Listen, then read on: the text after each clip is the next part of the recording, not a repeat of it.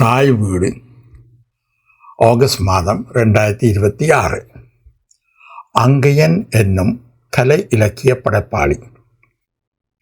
எழுதி வாசிப்பவர் வே. விவேகானந்தன். இலங்கையின் வடக்கே யாழ்ப்பாண மாவட்டத்தின் தென்மேற்கு திசையில் அமைந்துள்ள தீவு கூட்டங்களில் ஒன்றான மண்டதீவில் வாழ்ந்து வந்த திருமதி வை. அம்பலவாணர் இணையருக்கு மகனாக 1942ஆம் ஆண்டு ஆகஸ்ட் மாதம் 14ஆம் தேதி அங்கேயன் பிறந்தார். இவருக்கு பெற்றோர் வைத்த பெயர் கைலாசநாதன். ஆனால் இலக்கிய உலகில் அங்கேயன் என்னும் புனை பெயரிலேயே புகழ் பெற்று விளங்கினார். இவர் தனது ஆரம்ப கல்வியை மண்டதீவு மகாவித்தியாலயத்தில் கற்றார். உயர்கல்வியை யாழ்ப்பாணம் இந்து கல்லூரியிலும் பட்டப்படிப்பினை பேராதனை பல்கலைக்கழகத்திலும் நிறைவு செய்தார். தமிழ் மொழியில் ஆர்வம் கொண்ட இவர் யாழ்ப்பாணம் இந்து கல்லூரியில் படிக்கும் போதே திறமைமிக்க ஆசிரியர்களின் வழி நடத்தலால் தமிழ் அறிவை கூர்மப்படுத்தி கொண்டார். பாடசாலை மாணவனாக படித்த காலத்திலேயே 1958ஆம் ஆண்டு தனது கற்பனா சக்தியினால் எழுத்துத்துறையிலும் கால் பதித்தார். எனினும் அவரது ஆக்கங்கள் பொது ஊடகங்களில் வெளிவரவில்லை. பேராதனை பல்கலைக்கழகத்தில் தமிழ் மொழி மூலம் கற்கை நெறிகள் ஆரம்பிக்கப்பட்டதைத் தொடர்ந்து 1960களின் ஆரம்பத்தில் பேராசிரியர்கள் சு. வித்யானந்தன், கானா கைலாசபதி போன்றவர்களின் வழிகாட்டலில் செங்கையாழியான், சே. யோகநாதன், குந்தவை, துருவன், நவசோதி, கலா பரமேஸ்வரன் போன்றவர்கள் உள்ளடங்கிய தமிழ் இலக்கிய படைப்பாளிகள் குழு ஒன்று உருவாகியது. அதில் ஒருவராக அங்கையனும் முகிழ்ந்தார். இவர் மாணவனாக படித்த காலத்திலேயே மு. வரதராசன், அகிலன், நா. பார்த்தசாரதி, கல்கி கிருஷ்ணமூர்த்தி, லக்ஷ்மி, அனுத்தமா போன்றவர்களின் நூல்களை விரும்பி வாசித்தார்.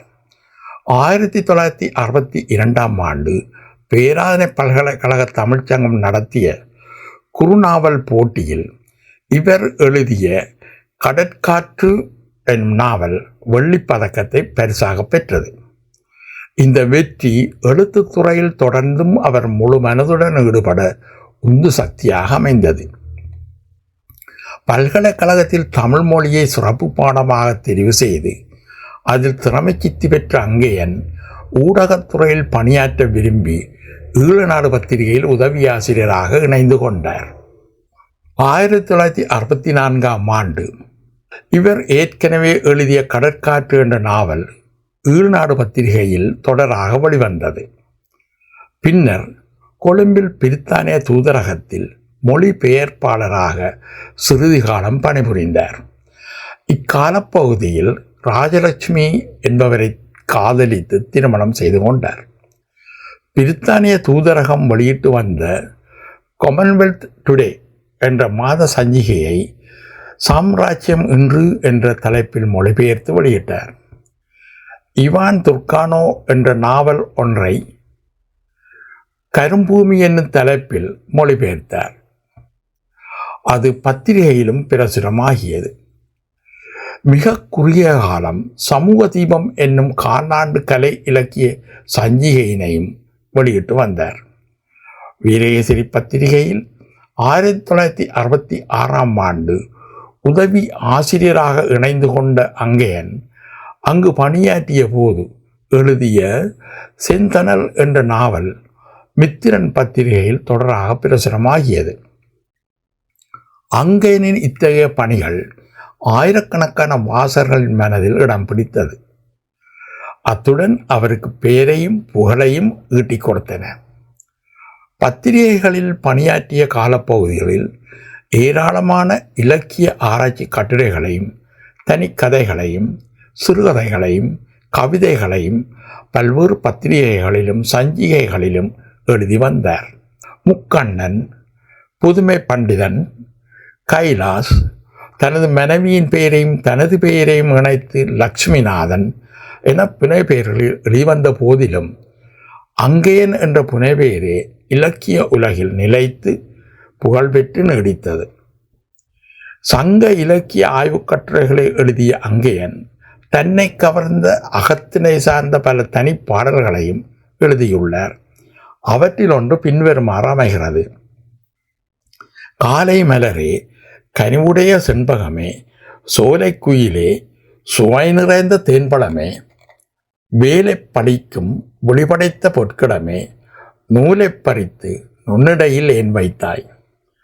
ஆனந்த ராகத்தின் அற்புத தேனிசையே, நானந்த பொருளென்றே நாவாற் சுவை தருவாய், தேனுந்தன் இதழென்றே தவிட்டாத இதமளிப்பாய், ஏனுந்தன் இதழ் சிவப்பை விழியேற்று கொண்டதுவோ?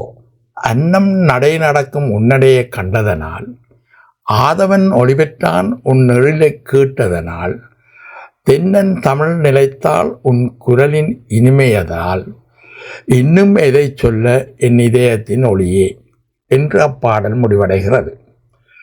அங்கேயனின் கடற்காற்று என்ற நாவல் அவர் பிறந்து வளர்ந்த கடலும் கடல் சார்ந்த மண்டதீவு வாழ் மீனவர் வாழ்க்கையை கருவாக கொண்டு எழுதப்பட்டதாகும். கடல் வாழ்வியலின் யதார்த்தத்தையும் உயிரோட்டத்தையும் இந்த நாவல் எடுத்து காட்டுகின்றது. இதில் காதலும் உண்டு, கண்ணீரும் உண்டு. ஈழத்திலே தமிழில் கடற்தொழில் புரியும் மீனவர் வாழ்க்கையின் ஏற்ற இறக்கங்கள் குறித்தும் முதலாவதாகவும் முதன்மையானதாகவும் வெளிவந்த நாவலாக இது கருதப்படுகின்றது. கவிதை புனைவதில் ஆர்வமும் ஆற்றலும் கொண்ட அங்கேயன் மண்டதீவின் அழகிய கடலோரத்தை பின்வரும் மெல்லிசை பாடல் மூலம் படம் பிடித்து காட்டுகின்றார். மலை சிந்தும் கடலோரம், இளநண்டு படங்கீரம், நிலைகண்டு என்னெஞ்சில் நிதமுந்தன் நினைவூறும், கலைகண்ட உருவாகி களிகொண்ட நிலவே, உன் கடல் சிந்தும் ஒளிகண்டு கவியென்று மகிழ்வேன், நிலைமாறும் புவி மீதில் நிதியாக வந்தாய், உன் நிழல் மீது என் வாழ்வும் நிலையாகும் என்பேன் என அப்பாடல் அமைகிறது. இப்பாடல் மூலம் அங்கேயன் தான் பிறந்த மண் மீதும் மக்கள் மீதும் கொண்ட தீரா காதலை எம்மால் உணர முடிகின்றது. இலங்கையில் நாவல் இலக்கிய வளர்ச்சியில் பிரதேச நாவல்களும் குறிப்பிடத்தக்கன.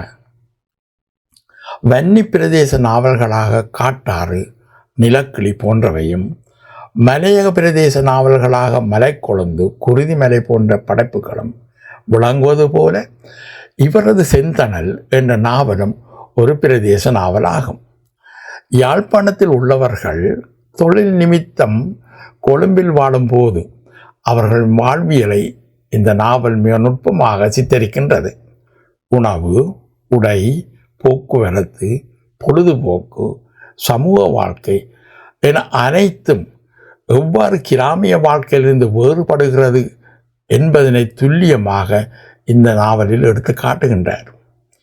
1972 ஆண்டு இலங்கை ஒலிபரப்பு கூட்டுத்தாபனத்தின் தமிழ் சேவையில் நாடக தயாரிப்பாளராக நியமனம் பெற்ற அங்கேயன் அங்கு பல கதை நிகழ்ச்சிகளை தயாரித்து வழங்கியதுடன் பல கவிதைகளையும் மெல்லிசை பாடல்களையும் உரைநடை சித்திரங்களையும் வழங்கி சிறப்பித்தார். மெல்லிசை பாடல்கள் ஈழத்திலே உதயமாகிய காலப்பகுதியில் இவர் இயற்றிய ஈழத்து பாடல்களை M.A. குலசீலநாதன், S.K. Pararajasingam, N. Shanmugalingam போன்றவர்கள் பாடி வானலையில் தவள விட்டனர். குறிப்பாக இவரது ஓ மணிக்குரல் ஒலித்ததே, மலை சிந்தும் கடலோரம் இளநண்டு படங்குறும், பட்டு இதழ் விரித்து போன்ற பாடல்கள் அடிக்கடி ஒலிபரப்பாகி நேயர்கள் மனதில் அழியா இடம் பெற்றன. K.M. Washer, Sena, Jayabalan, A. Sriskandarajah, சுந்தா சுந்தரலிங்கம், ராஜேஸ்வரி சண்முகம், சில்லையூர் செல்வராஜன் போன்றவர்களும் அங்கேயனின் கலைப்பணிகளுக்கு பக்கபலமாக விளங்கினர். சிங்கள ஒலிபரப்பு துறையில் ஆர்வத்துடன் ஈடுபட்டு வந்த திலக் ஜெயரத்ன, ஆரிய விமல் ஆகியோருடன் ஒத்துழைப்புடன் சிங்கள மொழியில் நன்கு பரிச்சயமான அங்கேயன் அப்பே தாத்தா நோரகியா என்ற சிங்கள நாடகத்தை பிள்ளை மனம் என்னும் பெயரில் எழுதி தயாரித்து வழங்கி சிறப்பித்தார். இலங்கை வானொலியில் பணியாற்றிய போது அருகே இருந்த அரச திரைப்பட கூட்டு ஆவணத்தில் மொழிபெயர்ப்பாளராக பணியாற்றி கொண்டிருந்த இலக்கியவாதி நீர்வை பொன்னையனின் நெருங்கிய நட்பும் இவருக்கு கிடைத்தது.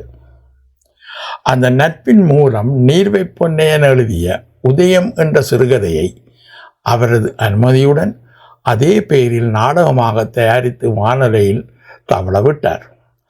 அந்த நாடகம் நேயர்கள் மத்தியில் பெரும் பாராட்டை பெற்றது. நீர்வை பொன்னையன் எழுதிய மற்றொரு சிறுகதையான உலைக்களம் வானொலி நாடகமாக அங்கேயனால் தயாரிக்கப்பட்ட போதிலும் அக்கதை வன்முறையை தூண்டுவதாக காரணம் கூறி ஒலிபரப்ப தடை செய்யப்பட்டது. ஈழநாடு பத்திரிகையில் உதவி ஆசிரியராக தனது பணியை ஆரம்பித்து பல்வேறு சவால்களையும் எதிர்கொண்டு படிப்படியாக முன்னேறி 1972 ஆண்டு இலங்கை ஒலிபரப்பு கூட்டுத்தாபனத்தின் தமிழ் சேவையில் நாடக தயாரிப்பாளராக நியமனம் பெற்று ஏறக்குறைய 4 ஆண்டுகளே பணியாற்றிய அங்கேயன் 1976 ஆண்டு ஏப்ரல் மாதம் 3ஆம் தேதி கொழும்பிலே வாகன விபத்தில் சிக்கி 5ஆம் தேதி உலக வாழ்வை நீத்தமை மிகப்பெரிய சோகமாகும். ஏறக்குறைய 33 ஆண்டுகளை வாழ்ந்த அவர் கலை இலக்கிய பணிகள் ஆற்றிய காலம் ஏறக்குறைய 15 ஆண்டுகள் ஆகும். எனினும் அவை கலை இலக்கிய உலகில் பங்களிப்பு அளப்பெரியதாகும். நாவல், சிறுகதை, கட்டுரைகள், கவிதை, நாடகம், விமர்சனம், மொழிபெயர்ப்பு, மெல்லிசை பாடல்கள் என அவரது கலை இலக்கிய பணிகள் பரந்து விரிந்து காணப்படுகின்றன. அங்கேயன் மறைந்த போது உதயம் புத்தக நிலையம் என்னும் பெயரில் இயங்கி வந்த அவரது அச்சகமூடாக கடற்காற்று என்ற நாவல் மாத்திரமே நூலுருவில் வெளிவந்திருந்தது. அவரது ஏனைய படைப்புகள் அனைத்தையும் தேடி சேகரித்து தமிழ் மக்கள் பயன்பெறும் வகையில் நூலுருவாக்கி வெளியிட்டவர் அவரது அன்புக்குரிய பாரியார் திருமதி ராஜலட்சுமி கைலாசநாதன் அவர்கள். இவர் இலங்கை நிர்வாக சேவை பரீட்சையில் முதன்மை சித்தி அடைந்த தமிழ் பெண்மணி ஆவார்.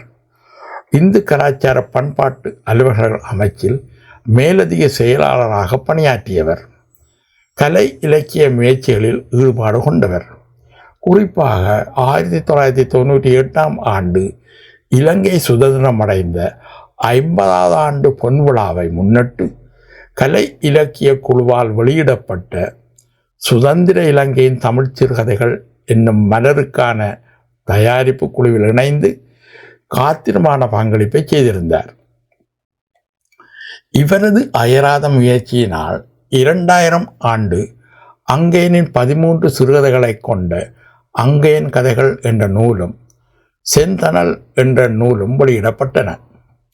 2001 ஆண்டு சிட்டுக்குருவிகளும் வானம்பாடியும் என்ற நாவலும் 2002 ஆண்டு 105 பக்கங்களில் 38 கவிதைகளை கொண்ட அங்கேயன் கவிதைகள் என்ற நூலும் வெளியாகின. வைகறை வானம் என்ற கவிதை நூலும் சொர்க்கமும் நரகமும் என்ற நாவலும் அங்கேயன் கைலாசநாதன் கட்டுரை தொகுப்பு என்ற நூலும் பின்னர் வெளிவந்த ஏனைய அவரது படைப்புகளாகும்.